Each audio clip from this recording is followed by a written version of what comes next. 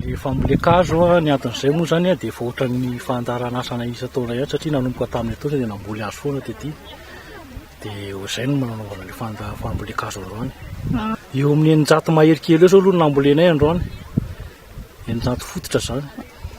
Ny hetsika mbola vao ny club ohatra moa zany tena izy tsy dia manana hoe mbola fidiram-bola manahoana fa ny mpitarika no manao kely izay metimety eo hoe entina mpandrosoana ny ohatra hoe ety ambanivohitra zany dia ny resaka fambolekazo ohatr'izao entina hitanao fa ilay tontolo iaina eto amintsika ilaina nefa miharatsy hatrany ihany ilay izy.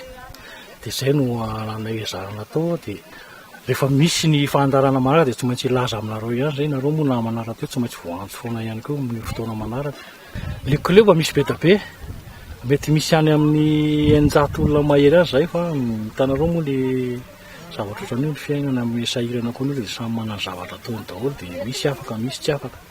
Fa na ny club nefa misy olona miditra vaovao miditra foana isan'andro isaky ny mandeha zay dia misy ankizy vaovao foana zao na amin'ireo efa indroa amin'izao zao izay namboly azo taty dia nisy ihany ny velona fa ity zany ezahana tsy atao ohatran'ny fotsiny le hoe mamboly azo ireny zany izy fa ezahana ho araha-maso koa dia mety misy fotoana koa zay mbola hidiny aty zay andeha hirevizien'io hazo ireo manahoana sy verifien'ny hazo zany moa zany hoe manahoana le hazo nambolena dia tokony avaivaina kely ohatr'izay.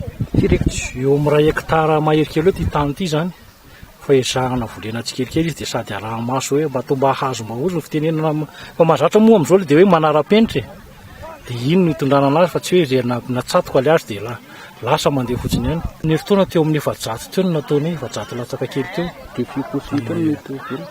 Tsy tena marina lazaina dia eo amin'ny tseko eo amin'ny 30% eo ihany angamba ny tena velona tamin'izy. Misy fotoana koa moa ny tamin'iny ohatry somary ohatran'ny hoe taraikaraiky izy tamin'iny dia taraikaraiky kely tamin'io. Fa amin'ity izy tena somary efa vaventy ilay zanakazo matanjaka tsara dia ho araha-maso. Misy olona mihitsy zany mety hoe karamaina isambolana zao amin'ny jerijery an'io hoe anaranara-maso an'izy io.